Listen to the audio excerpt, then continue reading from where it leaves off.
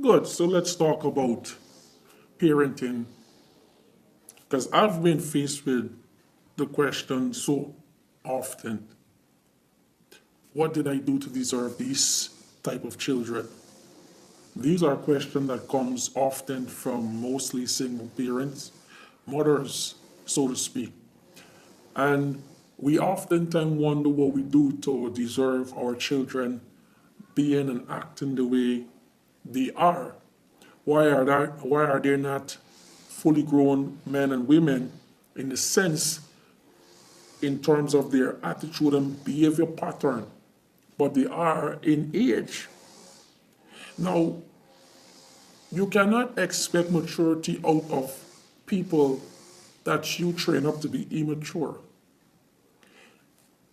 Why do I say that? The Bible say, train up a child in the way they should grow, that when they become big, they will not depart from it. Now, we as parents have this tendency in training up the child that we want them to grow. So when they are big, they don't know the way to go, the way they should grow. They did not come up in that way. So all they know was the way you wanted. Like takes for instance, we have a tendency of saying, I want my child to have all the things I never had. I want my children to have the things I never was able to get when I was coming up. Do you ever check to see that maybe one of the reasons why you are an upstanding citizen in society today is because you never had all the things you want your children to have? Have you ever checked to see that one of the reasons why your children are the way they are today is because they have all the things you never had? Sometimes we go overboard in what we do in terms and call it love. The Bible say, if you fail to discipline a child, you hate him. Simply, in simple manner, if you spare the rod, you spoil the child. And if you spoil the child, you hate the child, though you say you love him. The Bible says foolishness is bound up in the heart of the child, but it is the rod of correction that drives it far from them. It is sad to see parents, young parents, single mom, mostly moms, that are raising young men. Young men coming up under their moms, they are being raised as young ladies, like young ladies. They are being pampered, they are being lovey-doved, they are just too much of that feminine energy that is dissimulating to the young male. So we have a generation now of men who really cannot do anything but make money.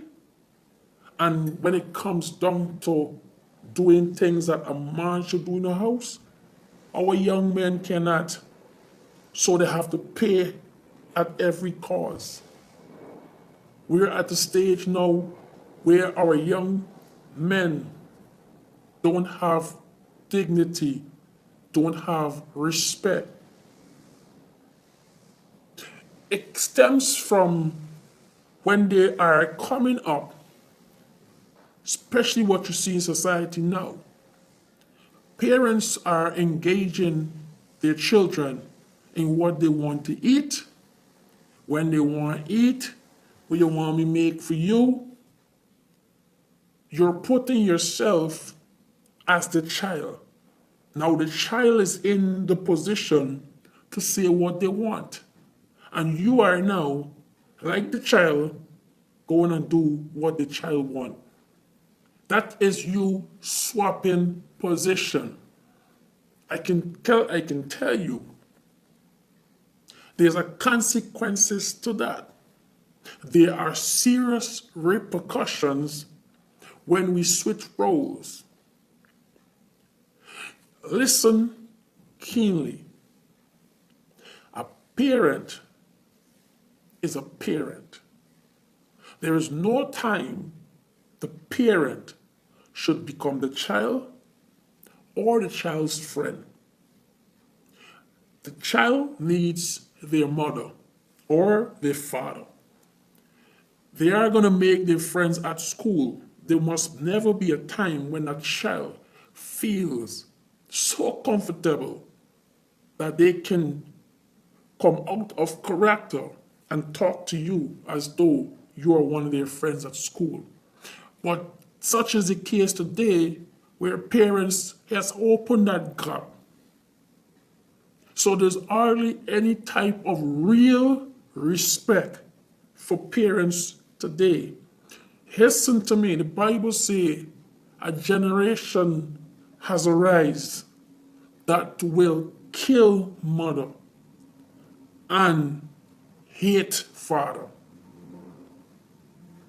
The Bible says that a time will come when a generation will arise that they will be wiser than the older generation, but they will be a generation of vipers. That's what we have because of the way we parented. God knows why he said that. He said to train up the child in the way they should grow. Because if we don't, then we're going to have the generation that is coming and is here that is killing mothers and is hating fathers. All of this is preventable from when the child is young. God say, knowing in your youth. So it's our job to make sure that our children are taught who God is from youth stage. It's our job to help them to know how to pray. It's our job to help them to know about their God. That when they become big, they will by themselves go in the quest of knowing their God for themselves. But we are at a stage where we are pampering our children so much that we forget that children also needs to know what it is to have and don't have. It is sad for me to look as single mothers walking with young boy children and girl children, and everything that child sees they cry for. And the parent can't say now, I can't afford it. I know my days, you dare not even make a song when you see somebody thing. Cause the licks we gonna get, and you're gonna get licks, and the mother telling you, shut up, you ain't not yet for cry for. But your skin burning. Parents are not disciplining their children no more. When they beat the child, they go and they comfort the child. And that does not sum up to original discipline. Listen, the Bible says beat the child with the staff. In doing so, you will not kill him. For foolishness is bound up in the heart of the child, but the rod of correction will drive it far from him. If you therefore spare the rod, you will spoil the child. And if you spoil the child, you hate the child. So when we are trying to give children their own way, we do not love them. We are pretenders. We hate them really because once you are giving them a way that is not acceptable to God, you hate them because you're setting them up to become somebody unrespectable in society. And as a result, they will not be respected. They will disrespect the elders and they will disrespect you as well. Lastly, I want to talk to mothers. When you are a mother to a child. You are not the child's friend. If you have ever gone into the dictionary by any chance, you would have seen that the word mother and the word friend has two distinct differences. in meaning. Therefore, you ought to play your role and let them find their friends. They must not by no chance mistake you for their friend because you are going to be their mother. Your job is to nurture. Your job is to protect. Your job is to train. Your job is to make sure that they have intellects. Your job is that. Your job is not to play around with them and making all sorts of immature jokes. They have their friends for that. They have their peers for that. Do not mix your role because this is a dilemma of our today's parenting also.